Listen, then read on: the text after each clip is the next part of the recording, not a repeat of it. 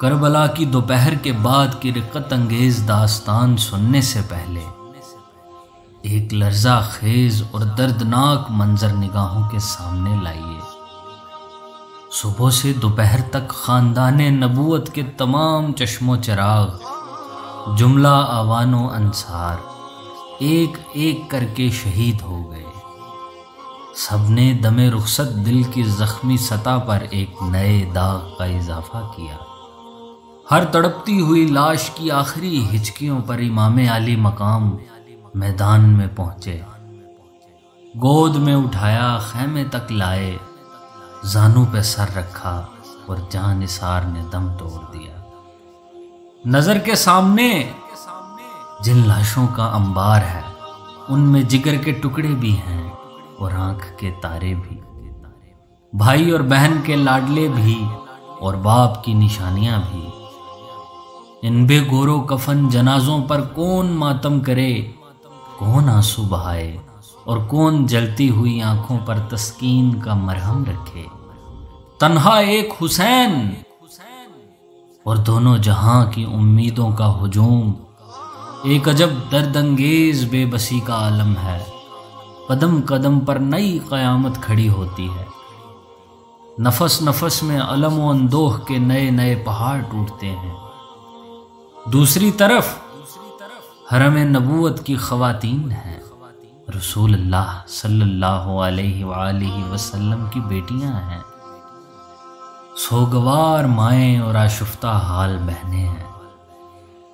ان میں وہ بھی ہیں جن کی گودیں خالی ہو چکی ہیں، جن کے سینے سے اولاد کی جدائی کا زخم رس رہا ہے، جن کی گود سے شیر خوار بچہ بھی چھین لیا گیا ہے، اور جن کے بھائیوں، بھتیجوں اور بھانجوں کی بے گورو کفن لاشیں سامنے پڑی ہوئی ہیں۔ روتے روتے آنکھوں کا چشمہ سوکھ گیا ہے، تنے نیم جاں میں اب تڑپنے کی سکت باقی نہیں رہ گئی ہے۔ عورت ذات کے دل کا آپ گینا یوں ہی نازک ہوتا ہے، ذرا سی ٹھیس جو برداشت نہیں کر سکتا۔ آہ، اس پر آج پہاڑ ٹوٹ پڑے ہیں، سب کے سب جام شہادت نوش کر چکے۔ اب تنہا ایک ابن حیدر کی ذات باقی رہ گئی ہے، جو لٹے ہوئے قافلے کی آخری امید گاہ ہے۔ آہ، اب وہ بھی رخت سفر باندھ رہے ہیں۔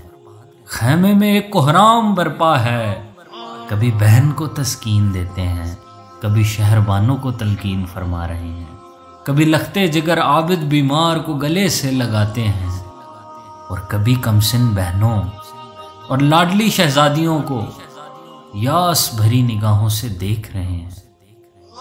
خون کا رشتہ دامن کھینچتا ہے، ایمان مقتل کی طرف لے جانا چاہتا ہے۔ کبھی یہ خیال آتا ہے کہ ہمارے بعد اہل خیمہ کا کیا حال ہوگا، پردیس میں حرم کے یتیموں اور بیواؤں کے ساتھ دشمن کیا سلوک کریں گے۔ دوسری طرف شوق شہادت دامنگیر ہے، ملت تطہیر اور حمایت حق کا فرض نیزوں پر چڑھ کے آواز دے رہا ہے۔ بالآخر اہل بیت کے ناخدا، کعبہ کے پاسبان، نانا جان کی شریعت کے محافظ، حضرت امام بھی اب سر پر کفن باندھ کر رن میں جانے کے لیے تیار ہو گئے۔ اہل حرم کو تڑپتا، بلکتا اور سسکتا چھوڑ کر حضرت امام خیمہ سے باہر نکلے اور لشکر اعداء کے سامنے کھڑے ہو گئے۔ اب ذرا سا ٹھہر جائیے اور آنکھیں بند کر کے منظر کا جائزہ لیجیے۔ ساری داستان میں یہی وہ مقام ہے جہاں انسان کا کلیجہ شک ہو جاتا ہے، بلکہ پتھروں کا جگر بھی پانی ہو کر بہنے لگتا ہے۔ 3 دن کا ایک بھوکا پیاسا مسافر تنے تنہا 22,000 تلواروں کے نرغے میں ہے۔ دشمنوں کی خون ریز یلغار چاروں طرف سے بڑھتی چلی آ رہی ہے۔ دروازے پر اہل بیت کی مستورات اشکبار آنکھوں سے یہ منظر دیکھ رہی ہیں۔ لمحہ لمحہ درد و غم کے اتھاہ ساگر میں دل ڈوبتا جا رہا ہے۔ کبھی منہ سے چیخ نکلتی ہے، کبھی آنکھیں جھپک جاتی ہیں۔ ہائے رے تسلیم و رضا کی وادی بے امان، پھولوں کی پنکھڑی پہ قدم رکھنے والی شہزادیاں آج انگاروں پر لوٹ رہی ہیں، جن کے اشارہ ابرو سے ڈوبا ہوا سورج پلٹ آتا ہے۔ آج انہی کے ارمانوں کا سفینہ نظر کے سامنے ڈوب رہا ہے اور زبان نہیں کھلتی۔ دیکھنے والی آنکھیں اپنے امیر کشور کو، اپنے مرکز امید کو، اپنے پیارے حسین کو حسرت بھری نگاہوں سے دیکھ رہی تھی کہ ایک نشانے پر ہزاروں تیر چلے، تلواریں بے نیام ہوئیں، فضا میں نیزوں کی انی لپکی اور دیکھتے ہی دیکھتے فاطمہ کا چاند گہن میں آ گیا، زخموں سے چور، خون میں شرابور۔ سیدہ کا راج دلارا جیسے ہی فرش پر گرا، کائنات کا سینہ دہل گیا، کعبے کی دیواریں ہل گئیں، چشم فلک نے خون برسایا، خورشید نے شرم سے منہ ڈھانپ لیا اور ساری فضا ماتم و اندوہ سے بھر گئی۔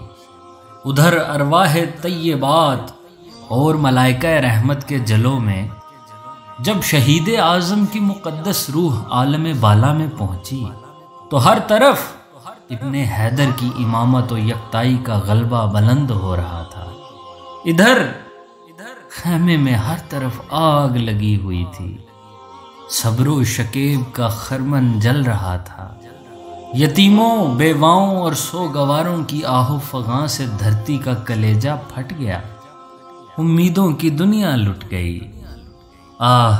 بیچ منجدار میں کشتی کا ناخدا بھی چل بسا، اب بنو ہاشم کے یتیم کہاں جائیں، کس کا منہ تکیں؟